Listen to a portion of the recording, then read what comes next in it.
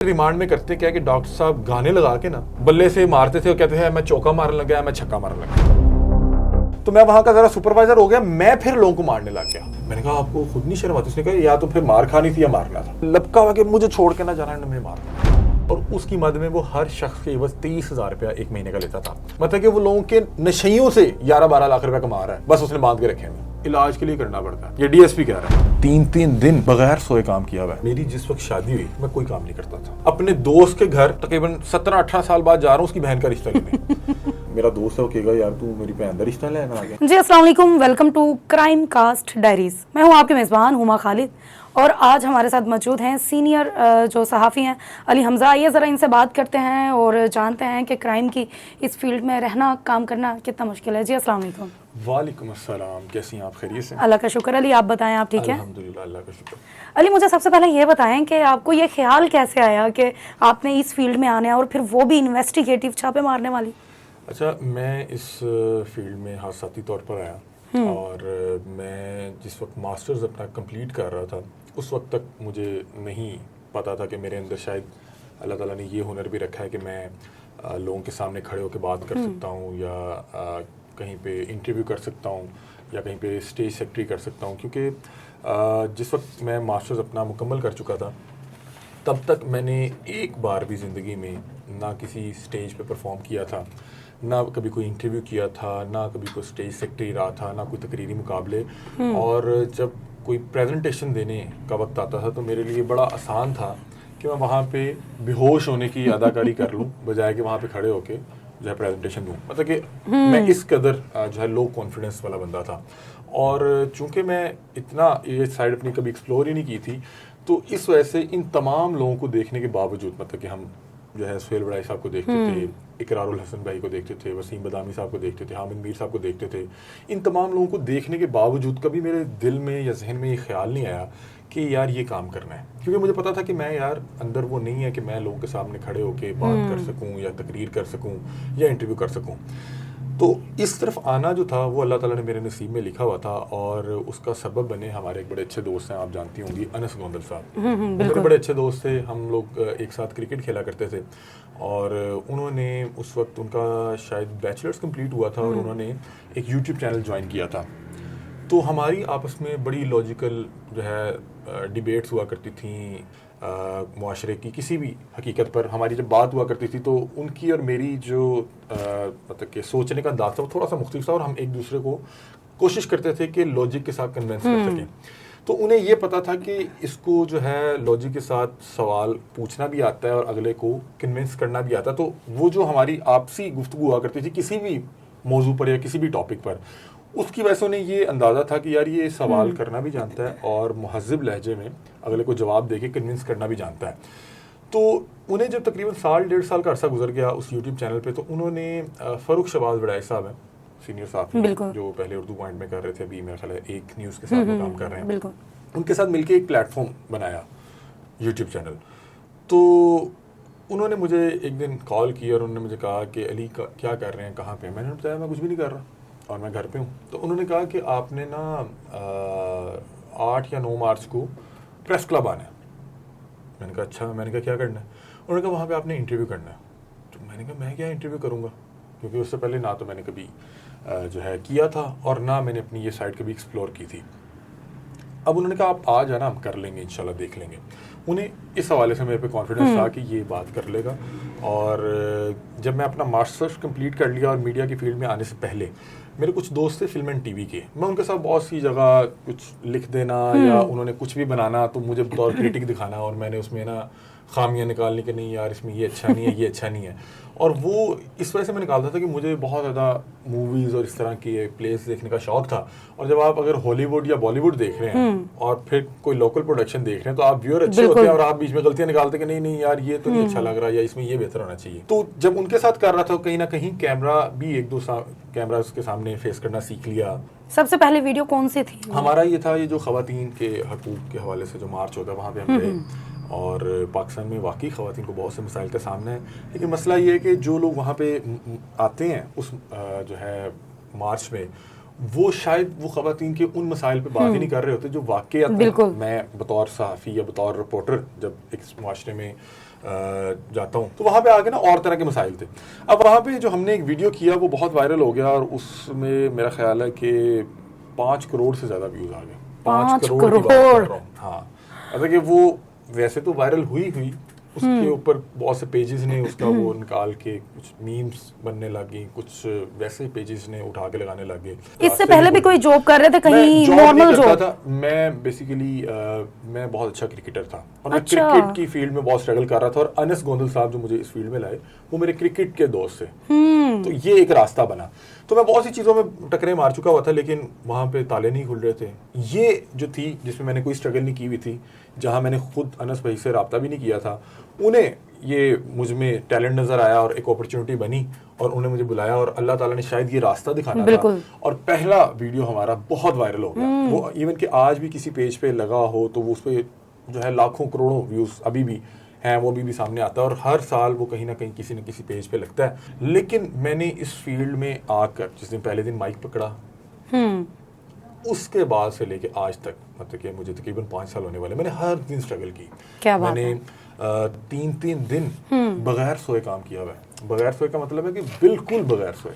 मैं समझता हूँ कि ये अगर आप हक हलाल तरीके से अपना या जो जिम्मेदारी है उसको अदा कर रहे हैं तो ये रोज़े महशर आपके लिए बाइसे मफरत होगा। और मैं समझता हूँ कि जिस तरह से एक जज से उसके एक कलम का या उसके फैसले का सवाल होगा, उस तरह एक सहाफ़ी से भी उसके कलम का सवाल होगा, उसके माइक का सवाल होगा। मैं सोचता हूँ कि अगर वो पहले दिन वायरल ना होता तो शायद मैं अपने आप को भी कन्विंस ना कर पाता, क्योंकि मैं पहले तो मैं यही था, मैं उन्हें कह रहा था कि यार मैं नहीं कर पाऊंगा, मेरे से नहीं होगा।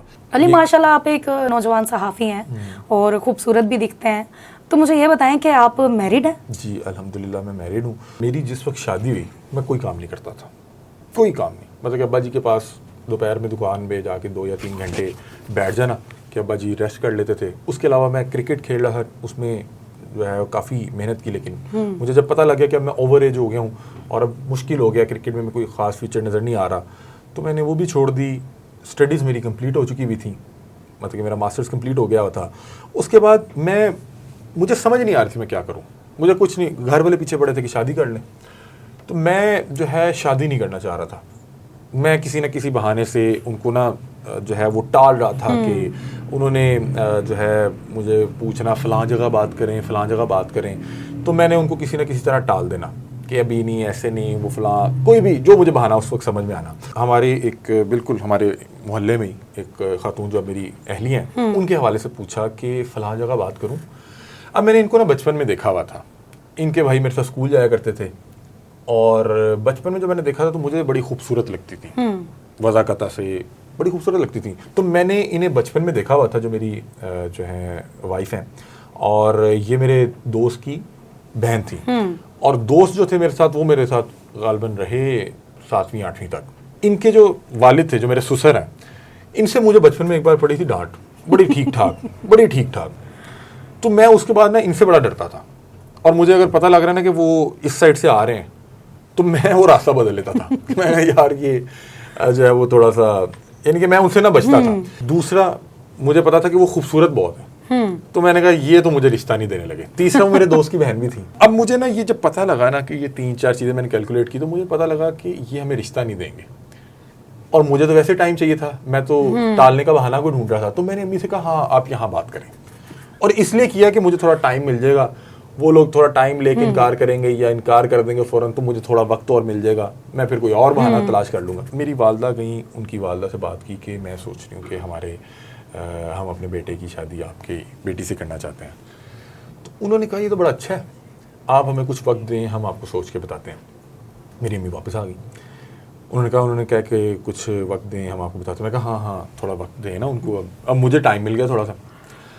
अब उस दौरान जो मेरी वाइफ के बड़े भाई हैं, उनकी शादी थी, वो शादी से फ्री हुए, उन्होंने आपस में सोचा सूचा, और इसमें 3-4 माह गुजर गए। 3-4 माह बाद मसला तब हुआ जब एक दिन उनकी कॉल आई, उन्होंने कहा कि आप लोग आ जाएं।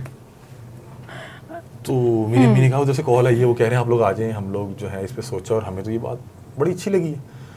अब मेरे लिए मसला हो गया, क्योंकि मैं तो एक राह फरार इख्तियार करने के लिए मैंने उन्हें कहा था यहाँ बात कर लें, और अब जब उन्होंने कहा कि आज हमने जाना है वहाँ पे, तो मैं तो अब्बा जी से कहा मैंने तो नहीं जाना। अब्बा जी ने कहा बेटा आपने जाना है, वरना मैंने आपको ले जाना है। ठीक है ना। उन्होंने कहा बेटा आपको जाना पड़ना है, अब ऐसा हो नहीं सकता कि हम वहां पे गए, हमने एक प्रपोजल दिया और उन्होंने इसको एक्सेप्ट कर लिया और अब हम ना जाएं, ये तो नहीं हो सकता।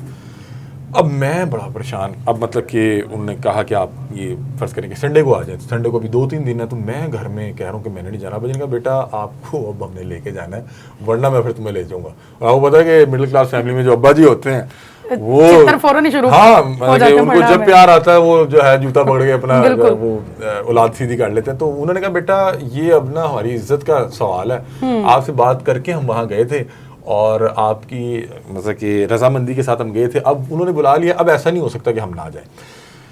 अब मैं बड़ा परेशान, मैंने अपने कुछ दोस्तों से बात की, मैं कहा यार उस्ताद जी वो तो उन्होंने बुला लिया, तो अब क्या करूं। तो मेरे एक बड़े अच्छे दोस्त हैं जिन्होंने मुझे सबसे पहले कैमरे के सामने खड़ा किया, अहमद जो इस वक्त अमेरिका होता है, उन्होंने मुझे कहा यार तू जा, अगर तुझे शादी का मन ना हो, तेरा दिल मुतमईन ना हो, तो तूने अब्बा जी के प्रेशर पे शादी नहीं करनी। मैंने कहा अच्छा, मैंने कहा वो कैसे होगा। उसने कहा कि तू बस होके आ, अगर तेरा दिल मुतमईन ना हुआ तो हम देख लेंगे, हम तुझे ऐसे वैसे वो जो दोस्तों का होता है तुझे गायब कर देंगे यहाँ से, हाँ, वही वो तुझे में भी शादी के मंडप से भगा के ले जाएंगे, कुछ इस तरह से। पता है उसने मुझे थोड़ा सा पुलिस को बुला लेंगे कि कम उम्र शादी हो रही है। उसने हौसला दिया कि तू जा और तूने ना अपनी फैमिली के प्रेशर पे ऐसे शादी नहीं करनी, ये जिंदगी का सवाल है। और वो जो एक जो उसने बड़ी अच्छी बातें कही। मैंने कहा अच्छा, अब मैं आपको ये बड़ी जो है इस पूरे मामले की बड़ी एक अहम कड़ी बताने लगा हूँ कि मैं जब सुबह जाना था ना, उस रात मैंने क्या किया, मैंने ना इस्तिखारा के नफल पढ़े, दुआ इस्तिखारा की और मैंने अल्लाह ताला से दुआ की कि या अल्लाह अगर इस रिश्ते में मेरे लिए खैर है ना, तो हम मेरे दिल में भी सुकून डाल देना और उनके दिल में भी सुकून डाल देना और हमारे मामला ठीक हो जाए। और अगर इस रिश्ते में कोई शर है या मेरे लिए कोई मामलात हैं या बेहतरी नहीं है, तो वही किसी तरह से इनकार करते हैं, उनके दिल में कुछ ऐसा डाल देना या मेरे वालिदैन के दिल में कुछ ऐसा डाल देना कि मामलात आगे ना बढ़ सके, मामलात खराब हो जाए। अब बहुत से लोग इस्तिखारा के हवाले से कहते हैं कि शायद कोई रोशनी नज़र आती है या कुछ इस तरह, मुझे नहीं पता, हो सकता कि वो भी मामलात हो, मुझे उस हवाले से बहुत ज़्यादा नहीं इल्म, लेकिन मुझे लगता है कि ये दुआ है जिसमें आप अल्लाह ताला से मशवरा तलब करते हैं, दरख्वास्त करते हैं, गुजारिश करते हैं कि या अल्लाह अगर इस फैसले में मेरे लिए बरकत है, बेहतरी है, तो ये करवा देना, नहीं है तो फिर कोई मामला बन जाए, कुछ मामला हो जाए। मैं ये दुआ करके सो गया। अब अगले दिन जब जाना था, मेरे लिए सबसे मुश्किल चीज़ ये थी कि मैं अपने दोस्त के घर तकरीबन 17-18 साल बाद जा रहा हूँ उसकी बहन का रिश्ता लेने। हमारे ये लड़के समझ सकते हैं, आप शायद ना समझ पाए, लड़कों के लिए ये बड़ा मुश्किल काम है कि मैं सोच रहा हूँ कि वो जो मेरा दोस्त है वो कहेगा यार तू मेरी बहन का रिश्ता लेना आ गया। अब मैं जो उस वक्त एक सिंगल लड़के की सोच होती है, क्योंकि अब मैं मैरिड हूँ माशाल्लाह, तो अब तो मुझे पता है कि एक सीरियस लाइफ क्या है। जब वो उधर गया और मेरे वही दोस्त ने दरवाज़ा खोला तो मैं तो उसने कहा अस्सलाम वालेकुम, वेलकम भाई, आ जाएं प्लीज़। मुझे थोड़ा सा हौसला हुआ, मैं कहा ठीक है, कोई ऐसा बुला रहा है, मैं कहा ठीक है। मैं अब अंदर गया, वहाँ बैठे बातचीत की। अब मैं आपको बताता हूँ कि एक तो मेरे ससुराल वालों ने पूछा ही नहीं कि लड़का करता क्या, और मैं कुछ भी नहीं करता था, और उन्होंने पूछा भी नहीं। मेरे लिए बड़ा हैरान कुन था कि उन्होंने पूछा ही नहीं। उसकी एक वजह ये हो सकती है कि चूंकि हम भी वहाँ पे 25-30 साल से रह रहे थे, ये भी 20-25 साल से रह रहे थे, तो उन्हें ये पता था कि इनकी कोई शॉप वगैरह है और ये वहाँ पे भी जाता है और इसने मास्टर वगैरह किया हुआ है। अब मैं वहाँ पे गया, बस वही बातचीत। अब मुझे अपने ससुर से भी बड़ा खौफ आया, क्योंकि लास्ट जो मेरी उनसे मुलाकात थी उसमें मेरी उनसे अच्छी खासी डांट हुई थी, और उसमें मुझे लगता है कि शायद वो शिकायत लेके हमारे घर भी आए थे मेरे अब्बू को बताने, और हमारे घर शिकायत आने का मतलब था कि अब्बा जी से अच्छी खासी चित्रौल होती थी। हाँ, तो मेरा लास्ट जो है उनसे इंटरेक्शन ये, और मैं वहां पे जाके चुप करके बैठ गया हूँ। अब जो मेरी मिसेज है फातिमा, अब मैं आपको हल्फन बता रहा हूँ, हल्फन कसमन, कि मैंने जब उन्हें पहली बार देखा, मुझे अल्लाह ताला ने इतना सुकून दिया, इतना सुकून दिया, मैंने उससे पहले वो सुकून कभी महसूस ही नहीं किया था। मैं आपको हल्फन और कसमन बता रहा हूँ। और मैंने उसी वक्त ये महसूस किया जो कल रात मैंने अल्लाह ताला से दुआ मांगी थी ना, कि या अल्लाह अगर इस चीज़ में कोई खैर है, मुझे कोई वाज़िया सुकून या कोई वाज़िया इशारा ज़रूर देना।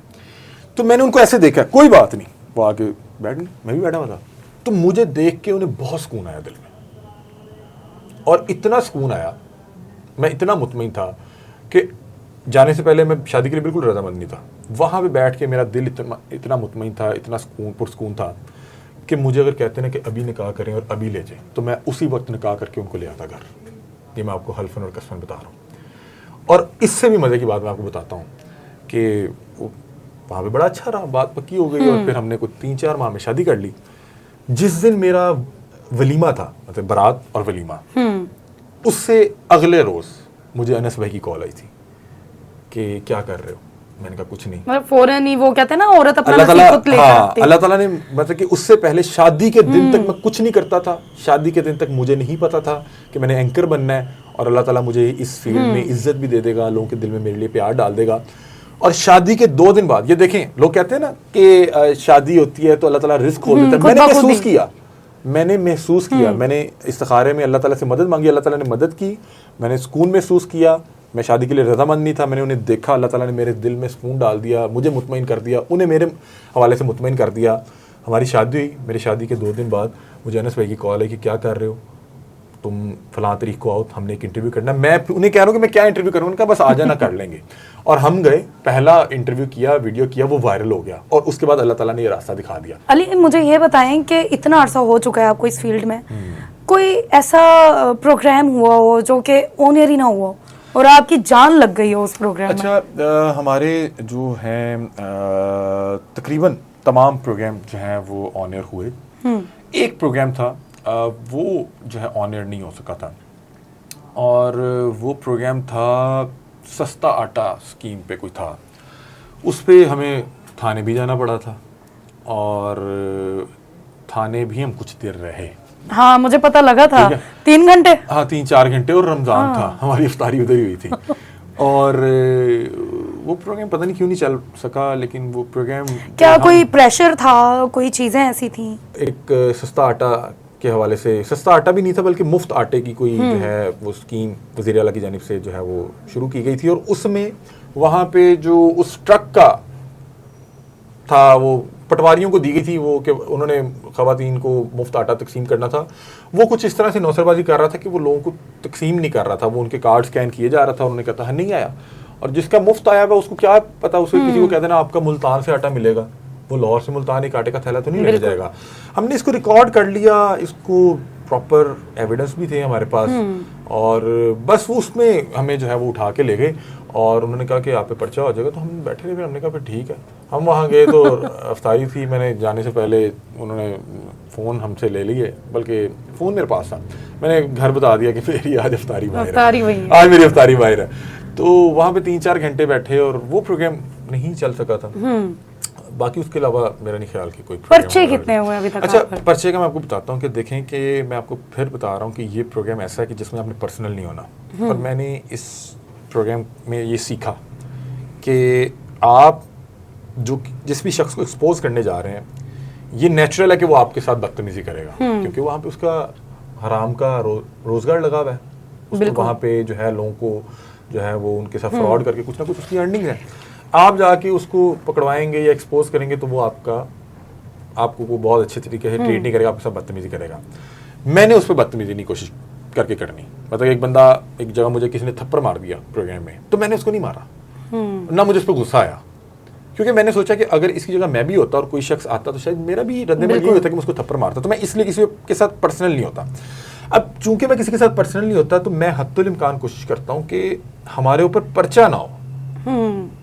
ठीक है, पर्चा तब भी कोई देगा कि जब आप उसके साथ पर्सनल हो गए। फर्ज करें कि एक शख्स जो है वो जाली डॉक्टर है, और आप वहां पे गए, आपने उसको एक्सपोज किया। अब जाली डॉक्टर क्या आप पे पर्चा देगा कि जी मैं चंगा भला लोगों के नाल जरा ड्रामे कर रहा था, लोगों के बच्चों नूं पुठे सीधे टीके ला रहा था, तो यह आके मैंने रोक रहे हैं, वो क्या पर्चा देगा आप पे?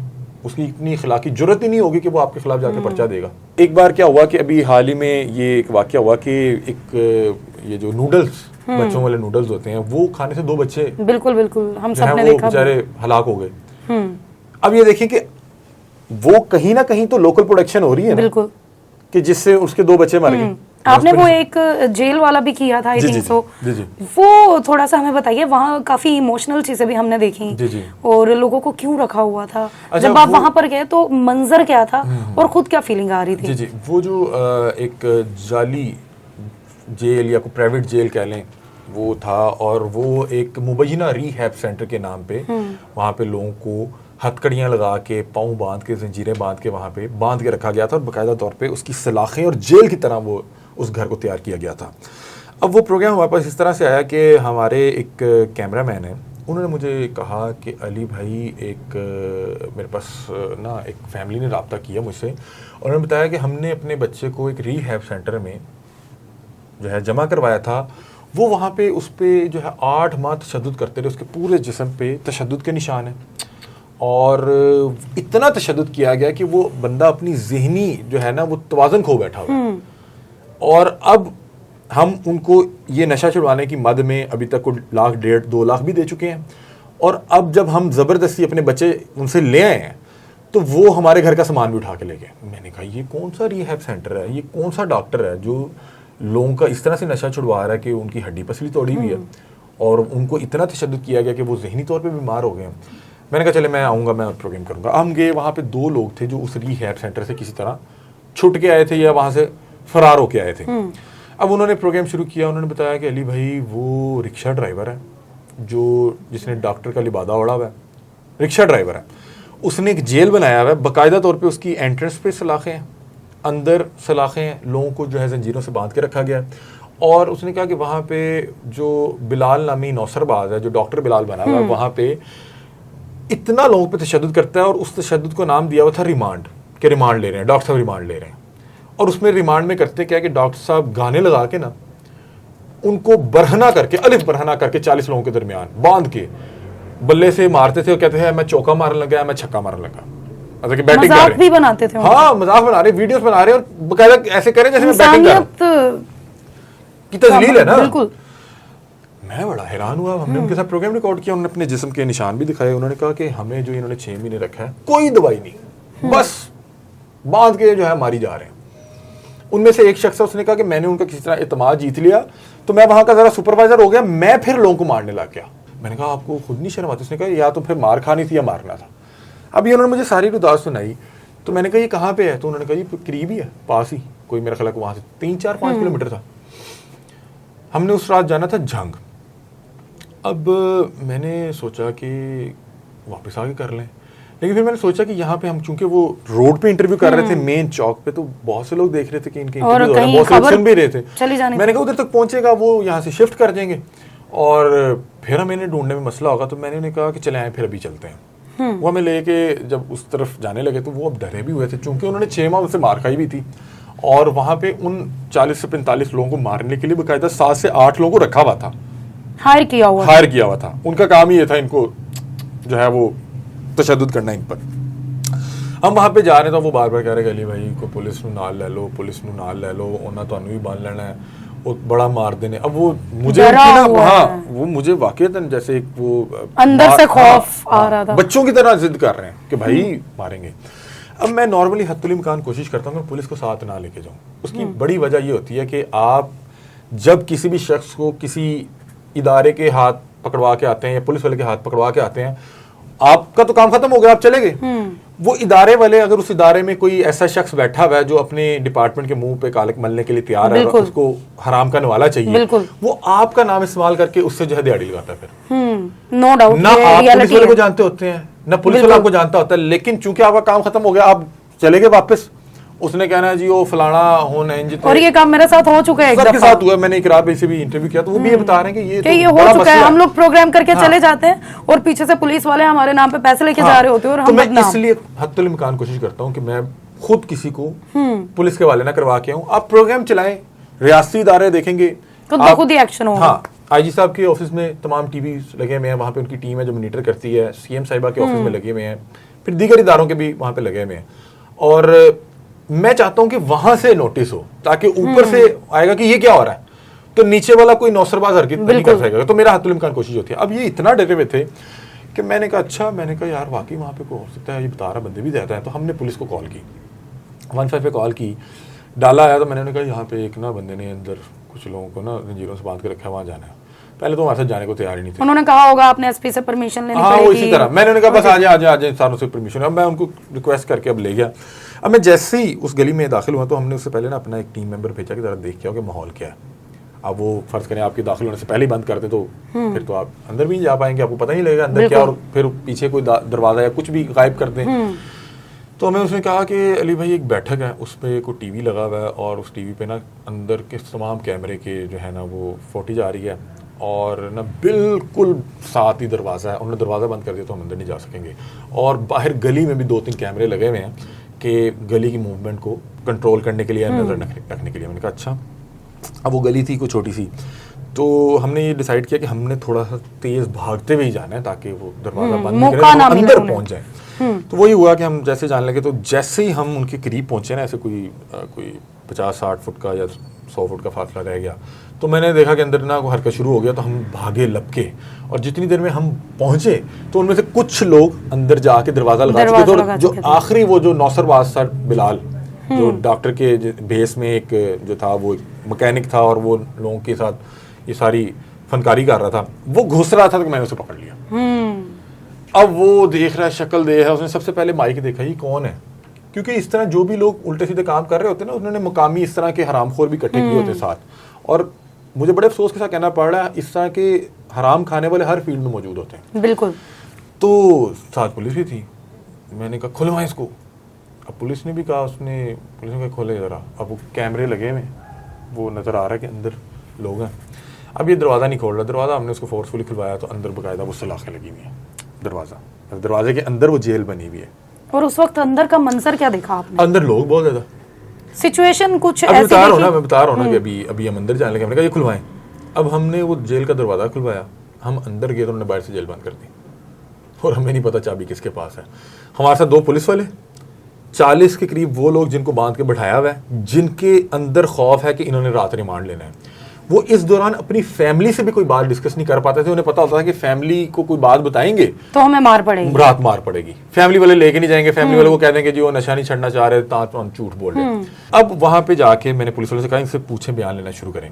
अब वो आहिस्ते आहिस्ते लोगों ने कहानी शुरू कर दी। और ये अभी मैंने कहा आप कौन है, डॉक्टर हैं? उसने कहा नहीं मैं डॉक्टर नहीं। तो मैं कहा ये आपने क्या बनाया हुआ है?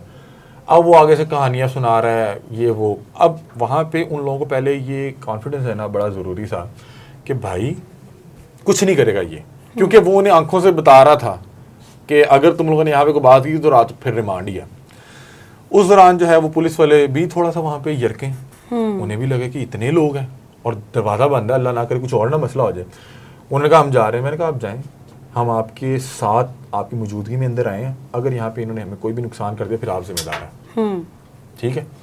अब फिर वो वहाँ पे रुक गए। फिर हमने आहिस्ता आहिस्ता थोड़ा सा उनको जब एतमाद दिया तो उन लोगों ने बताना शुरू किया। उस बच्चे ने बताया कि मुझे ये पाँव से जंजीर बांध के रखते हैं, और उनके फिर जिस्म पे निशान भी। फिर वहाँ पे एक शख्स था, उसकी उम्र मेरे ख्याल 32 से 35 साल थी। उसने जो है मुझे पहले कसम दी कि मुझे यहाँ छोड़ के तो नहीं जाएंगे। मैंने देखा वो। तो मैंने कहा बताएं क्या हुआ। तो उसने ना अपनी कमीज़ ऊपर की और शलवार उतार दी। और ये किसी भी मर्द के लिए इतना मुश्किल था करना, लेकिन वो मजबूर इतना था कि उसने कैमरे के सामने अपनी पीठ दिखाई बिल्कुल बरखना, और उसने कहा कि ये देखें इन्होंने मेरा हाल क्या किया है। उनके जिस्म पे नीले पीले निशान, और उन्होंने बताया कि वहाँ पे ये जो लहसुन को कूटने वाला डंडा है ना, मिर्च मसाले वाला, उस पर मिर्चें लगा के उनको जो है उनके साथ तशद्दुद करते थे। उसने बरहना होकर दिखाया, दूसरे लड़के ने बरहना होकर दिखाया, वो अपने जिस्म पे एक निशाना दिखा रहा है कि जहाँ पे उन्हें करंट लगाया जाते थे। और वो कस्में खा के हमें कह रहा है, कस्में दे रहा है कि यहाँ छोड़ के ना जाना, रात मार देना हमें।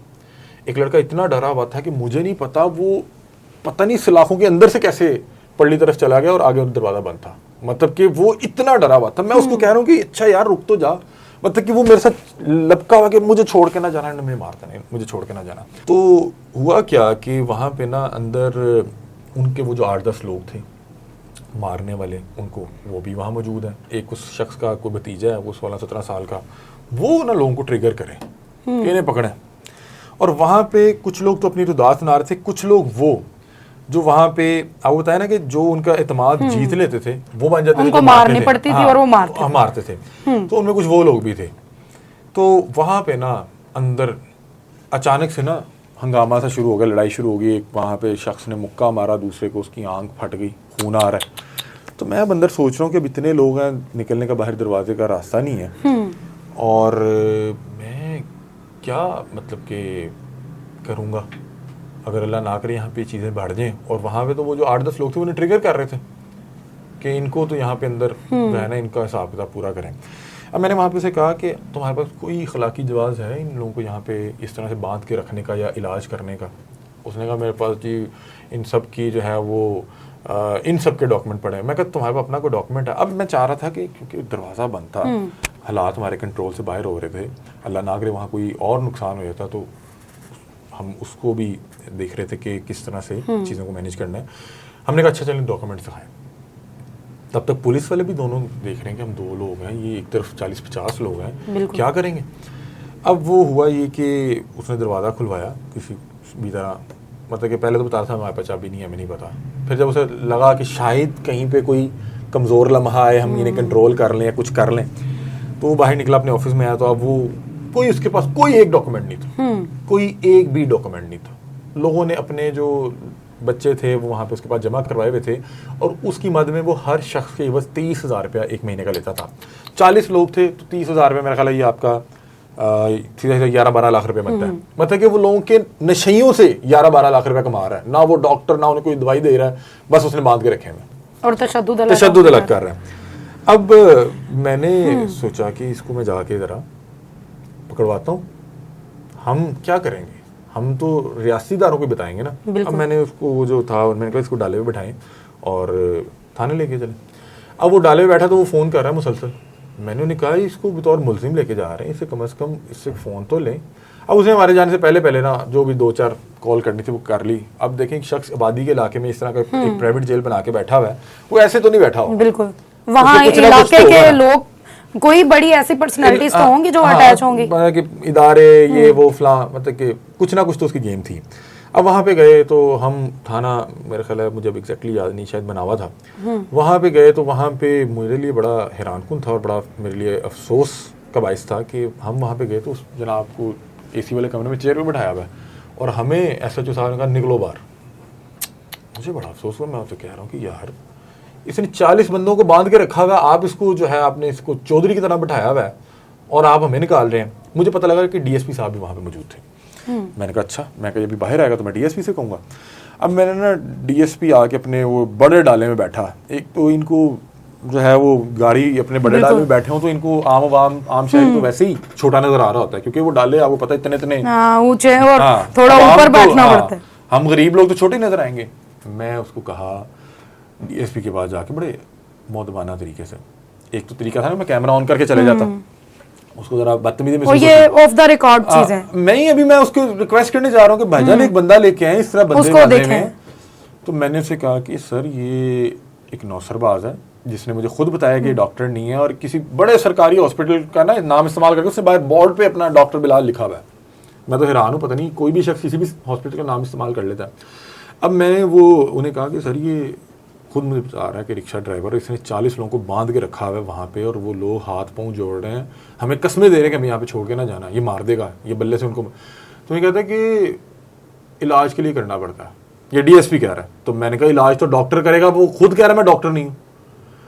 तो उसने कहा अच्छा। अब उसने भी, अब मुझे समझ आ रही है कि हम बतौर मुद्दई आए हैं, हम मुद्दई आए हैं और वो हमें जो है कह रहा है। उसने, मैंने उसे कहा आप ये बात ना मुझे कैमरे पे कह दें, ये बात आप कैमरे पे कह दें कि जी इलाज के लिए करना पड़ता है और वो डॉक्टर नहीं भी है तो उसके लिए अलाउ है कि वो 40 लोगों को इस तरह से जंजीरों से बांध के रखे। तो कैमरे का नाम सुनते ही ना जनाब चौकस हो गए और जनाब ने कहा कड्डो इन्होंने बाहर। और उनकी जो वहाँ पुलिस एहलकार थे उन्होंने थाने के बाहर निकाल दिया। हमने थाने के बाहर खड़े होकर लिंक दिया कि जी वो DSP साहब आए थे, हमने उनके भी गोशगुजार किया, उन्होंने कहा कि ऐसे ही होता है और उन्होंने इस हवाले से कुछ नहीं किया। अब उसके बाद हमारे पास क्या हाल था, हम दोबारा वहाँ पे नहीं जा सकते थे, उसकी है तो थी तो प्राइवेट प्रॉपर्टी, वहाँ पे हम जाते और जो वहाँ पे अंदर 40 के करीब लोगों को बांध के रखा गया था, हम उनकी फैमिलीज को भी नहीं जानते थे। मैं उन्हें निकाल के बाहर गली में छोड़ देता, उनको कहाँ भेजता, उनके साथ क्या करता, मेरे पर रास्ते ही कोई ना। और उस रात मैंने झंग भी जाना है और वो जो झंग जाना है ना वो पूरी एक टीम के साथ जाना था, वहाँ पे एक प्रोग्राम था और हमने जो प्रोग्राम प्लान किया था वो उन 2 लोगों का इंटरव्यू था। वो तो वहाँ से हमें पता लगा वो वहीं पे वो जेल है, हम वहाँ चले गए और वो चीज़ें बढ़ती जा रही है और अब हम झंग जाने से भी लेट हो रहे हैं और हमें समझ नहीं आ रही अब क्या करें। तो हमने वहाँ पे प्रोग्राम ख़त्म कर दिया। अब ना उस रात जब हम झंग के लिए निकले तो मैं अपने प्रोड्यूसर से बार-बार कह रहा कि यार बंदा हमें कस्में दे रहा था कि मुझे छोड़ के ना जाना, उनके वो चेहरे और बातें, वो मैं बड़ा परेशान। अब वो मुझे कह रहा है कि यार अली हमारे हाथ में इसके अलावा क्या था, हमारा काम बीइंग मीडिया वर्कर ये रियासत को दिखाना, हम रियासत को दिखाएंगे इंशाल्लाह। अब जब वो प्रोग्राम लगा, मुझे ये चीज़ बताते हुए बड़ा जो है वो सुकून महसूस हो रहा है, फ़ख्र महसूस हो रहा है कि वो प्रोग्राम लगा तो वो बहुत वायरल हुआ। मेरा ख्याल है उसको 100 मिलियन से ज़्यादा लोगों ने देखा, टिकटॉक, माशाल्लाह। फेसबुक। और जब कोई भी प्रोग्राम इतनी बड़ी तादाद में देखा जाता है ना, तो उस पर नोटिस लेना इम्पोर्टेंट हो जाता है। मतलब कि उसमें हो सकता है कि वज़ीर आला के सामने से भी गुजरा हो, उनकी टीम्स के सामने से भी गुजरा हो, जो है आईजी साहब है उनकी टीम के सामने से गुजरा हो, आईजी साहब की नज़र से गुजरा हो, डीआईजी, एसपी, फिर जो ये जो हेल्थ डिपार्टमेंट है, सीओ हेल्थ सेक्रेटरी, बहुत से लोगों के उससे गुजरा होगा ना किसी ने तो उस मुतलका जो भी वहाँ का डीडीएचओ से पूछा होगा, ये कौन है भाई, किसने इस तरह लोगों को बांध के रखा हुआ है। तो और फिर एक और इसका एंगल भी था कि जो 100 मिलियन के करीब लोगों ने देखा, उसमें आवाम ने भी देखा, लोगों ने भी देखा, पाकिस्तान के शहरियों ने भी देखा।